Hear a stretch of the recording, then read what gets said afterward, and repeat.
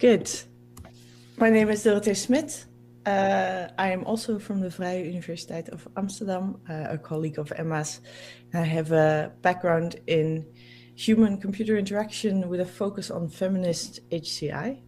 And my research interests lay around speculative and critical design, which is the main focus of what I'll be talking about today. I teach students about design futuring, and my own research focuses on designing equitable healthcare systems with a specific focus on women's health. And the title of this talk today is Imagining Equitable Futures. So let's see how we can do that together. I use critical design a lot in my work, and critical design is a great tool to move beyond the standards of average design research because it focuses on provocation rather than trying to find solutions for established problems. And it does that by asking uncomfortable questions, unexpected questions, maybe questions that seem out of the ordinary or strange or counterproductive, to help us reflect on the societal systems that we both do our research in, that we live in, but also that we are designing for. And Dunn and Raby, who are the maybe the founding people of this stream of critical design, they say it's the opposite of affirmative design, which is what we usually do, design that reinforces the status quo. So instead of going from problem to solution in a system that we already know and are familiar with, we try to look at that critically. And it's a good counter to techno-optimism in a way. So techno-optimism basically says we can solve everything by just throwing technology at a problem, by throwing AI at a problem, by throwing computational systems at a problem. But critical design asks us to think about why we are doing things, but it also asks the question of whether we should be doing anything at all.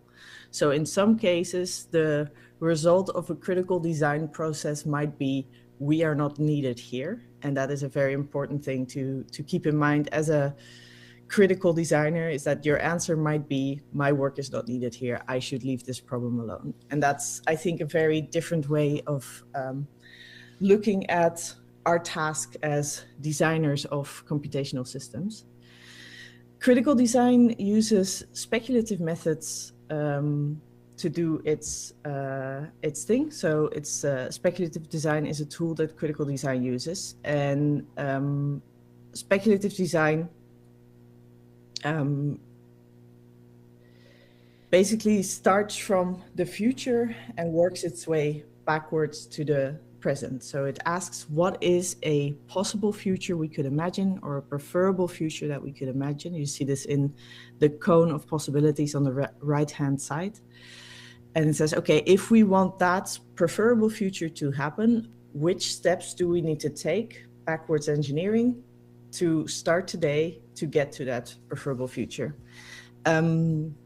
It uses design as a tool. So speculative design is hardly ever about designing a product that you will eventually bring to market, but it uses design as a tool to get a debate going or to critically reflect. Also to identify the issues that actually matter, because sometimes that's not as clear at the beginning of a process. So these are two examples that I quickly wanted to highlight of critical and speculative design. So on the left side, you see the near future or the future IKEA catalog from the near future laboratory that they did in 2015 already. What they did was they basically made an entire IKEA catalog that highlighted products of the future. So products that you could find in the sharing economy, products that were using virtual reality or augmented reality, for example, within the home, or that were using algae to make home decoration easier. And what you can really see in this basically prototype of an IKEA catalog is that it's apart from the product that it shows, it's nearly indistinguishable from an actual real IKEA catalog. And so it's very convincing as a tool to make people think, okay, this is something that could actually happen because it looks exactly as a thing that I'm used to. So when it comes to speculative design prototypes, we often try to go for a high finish look for the prototype, so that people are not stumbling over the duct tape or the wires that they're seeing, but they're seeing a finished looking speculative product that they can use then to reframe their understanding of the world.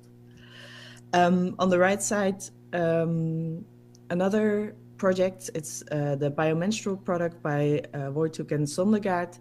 And their question was, why don't we return to nature for the design of menstrual products? It actually makes very little sense for us to be using plastics and other non-natural products in our menstrual products. What if we can use mosses, bioplastics, materials that we can find in nature, and what would that mean for the way we look at menstrual care, menstrual products, and also at our own body? So these two projects to highlight kind of the breadth of speculative design and the kind of questions you can also ask with speculative design. Please apologize, the weird capitalization. The font that I used on my desktop is not translated well to the online version now. So why is it important or relevant to use critical design for projects that focus on equity and inclusion? Well, we're not so concerned with feasibility. So we're not trying to launch a product at the end of a project. We're looking to ask the right questions.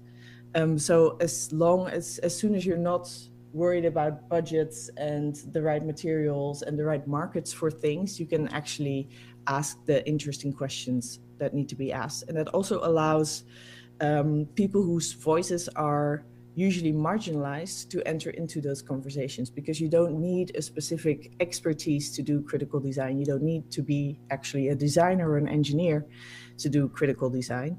And they can do so on their own terms, because there's nobody telling them you cannot do this. And in a critical design process, anything can happen. This makes it difficult sometimes from the get-go as well, because you don't know what the outcome is going to be. So it's hard to plan these types of projects. It's hard to deal with external stakeholders that don't know so much about these projects to tell them, well, we're going to do this project, but we cannot tell you whether we will be successful or what we will end up with at the end of the line. I wanted to highlight two projects in which I applied critical and speculative design, just to show you what happens when we apply these methods in real life. So the first project is the All Makers project, which was focused on inclusion in makerspaces. So the issue is that makerspaces have this promise of being very open and very inviting to anyone with an interest in making. But the problem, especially, or in any case in Europe, is that we see that the European makerspace users are often highly educated, non-disabled, and white men, rather than any other group that might benefit from using makerspaces. And we can all maybe imagine some reasons why this might be, but we used critical design and speculative design to investigate this problem. And we did this by doing co-speculation workshops. And this is the nice thing about critical design and speculative design, is that you don't need to be a designer to participate in these kinds of processes. So we did these co-speculation workshops just during open days at the makerspace. So during the open days, people were walking in and out constantly, members, non-members, people who were just curious, neighbors of the makerspace were all walking in and out. And we would just ask them, hey, take some Lego, take some of these materials, and if you could, please build your ideal makerspace, the way it would be set up, the types of tools and materials that would be there, the types of people you would find. And while you do that, tell us about it.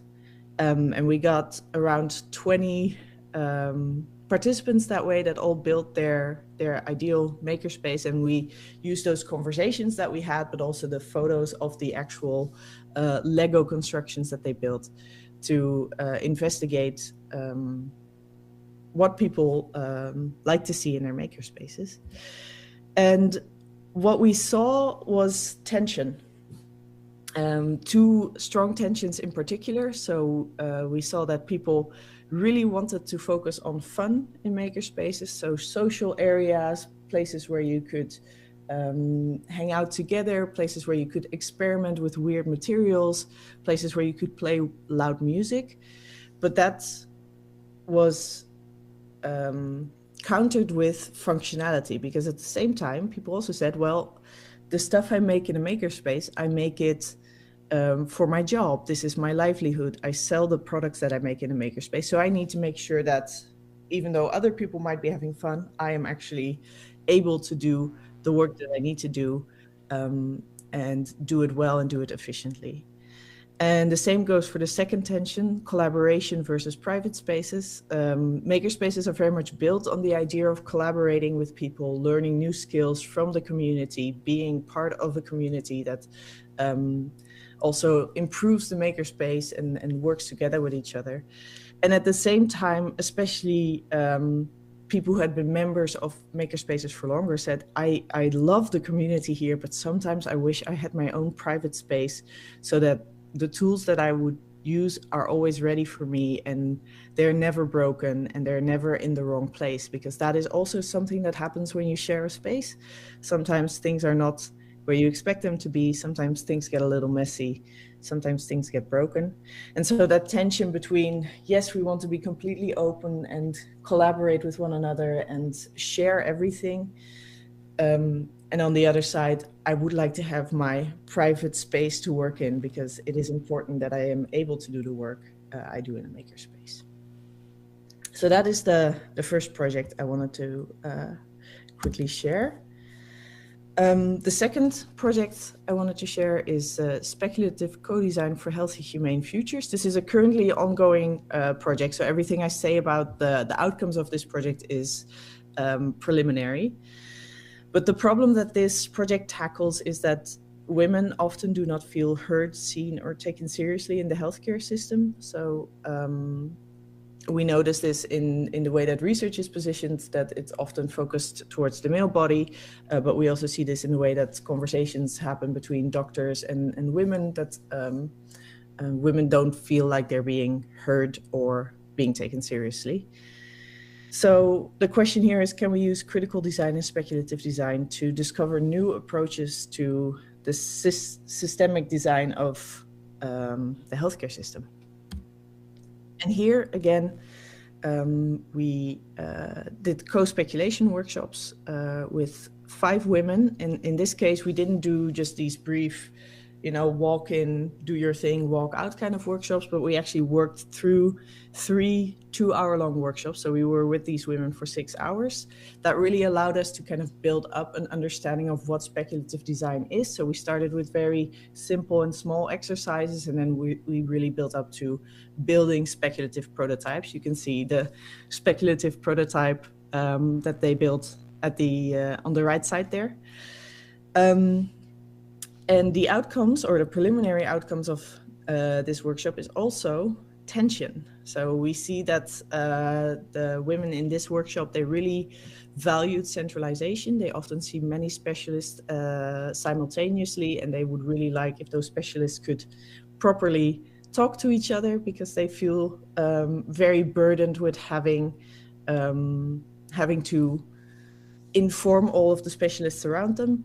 And at the same time, privacy is, of course, a major issue when it comes to healthcare, and especially when it comes to women's health.